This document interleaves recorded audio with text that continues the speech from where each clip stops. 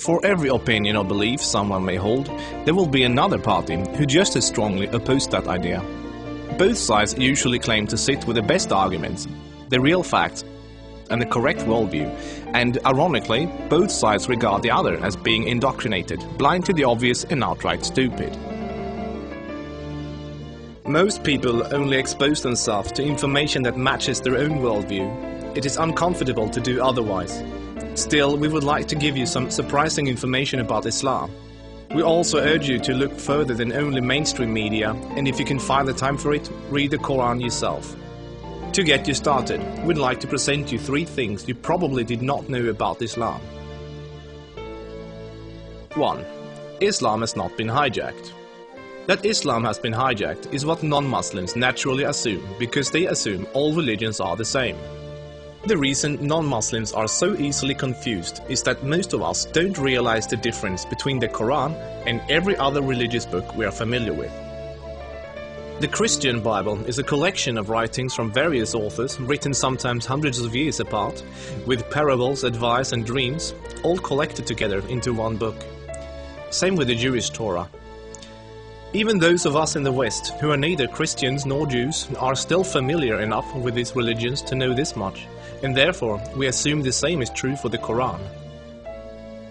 But the Quran is only one book written by one man in his own lifetime. It is meant to be taken literally, and it's not full of symbolism or vague analogies. It is mostly direct commands. Of course, the Quran contains contradictory statements, just like other religious books. But the Quran itself provides the reader with a way to know what to do with the contradictions. It's explained in the Quran that if you have 2 passages that contradict each other, the one written later supersedes the one written earlier. Most Westerners are unaware that the peaceful, tolerant passages were written early in Muhammad's prophetic career. According to the Quran, those passages have been abrogated by later, more violent and less tolerant passages. So, when most Westerners hear jihadists quoting violent passages from the Quran, and then peaceful Muslims quoting peaceful passages, they interpret that the way they would if someone was quoting the Bible or the Torah. They think to themselves, oh, there must be many different and contradictory passages, like there are in other religious books, so Muslims can pick and choose what they like and justify whatever actions they want to take. But the Quran is nothing like that. There is no picking and choosing. It says very explicitly and in no uncertain terms that a Muslim must not alter or ignore any part of its very clear and direct message, or they will burn in a fiery torment forever.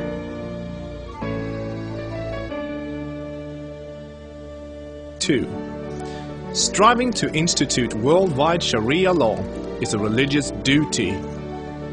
Many people don't realize how politically oriented Islam is at its core. In fact, Islam is less of a religion than it is a religious ideology. It includes a mandatory and highly specific legal and political plan for the whole society, Sharia. There is no separation between the religious and the political in Islam.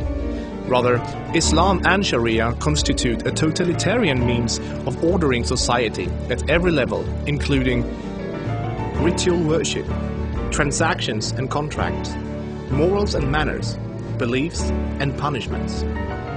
In the Quran, Allah makes it clear that man-made governments, such as a democracy, and free speech, such as criticizing the Quran, are abominations and must be eliminated.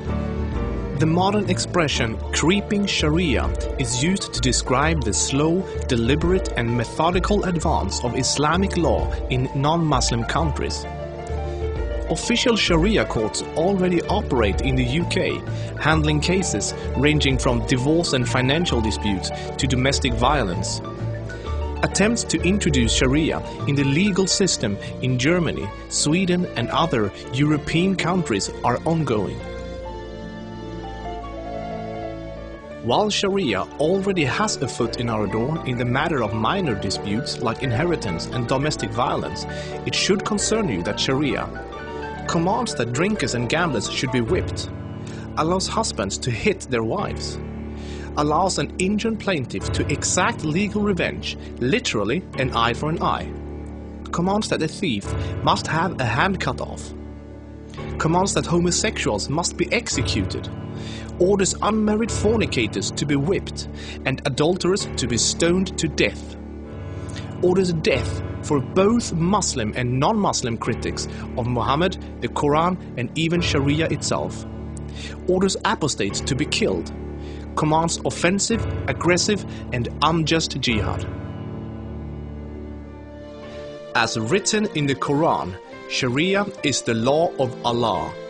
Any other form of government is a sin. It is the duty of every Muslim to keep striving until all governments have been converted to Sharia law.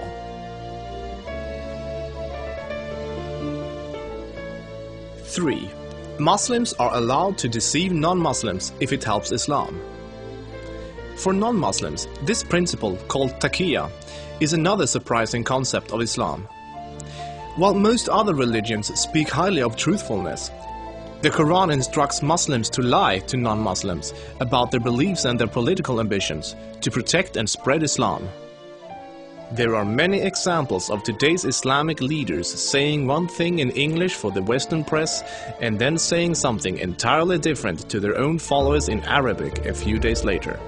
Deceiving the enemy is always useful in war, and Islam is at war with the non-Islamic world until the whole world follows Sharia law. All non-Muslims living in non-Islamic states are therefore enemies. So deceiving Westerners is totally acceptable, even encouraged, if it can forward the goals of the spread of Islam. As a recent example, the Islamic American Relief Agency was seemingly raising money for orphans, but in fact giving the money to terrorists. They deceived good-hearted Western infidels into giving money to organizations that were actively killing Western infidels. Do the research yourself, this is not an isolated case. Islam as a religion of peace. Muslim organizations worldwide often declare that Islam is a religion of peace. But what does that really mean? It seems easy for a Muslim to quote a peaceful verse from the early parts of the Quran, while, by following the principle of taqiyya, neglecting to mention the fact that it has been officially abrogated by later, more violent verses. According to the Quran, the world will be at peace only when Islam and Sharia reign in every country, and never until then. This is why every Muslim can truthfully say that Islam is a religion of peace. If any of these points took you by surprise, then there is surely much more you still don't know. This subject will affect you in the near future, so take the chance to inform yourself now before it does.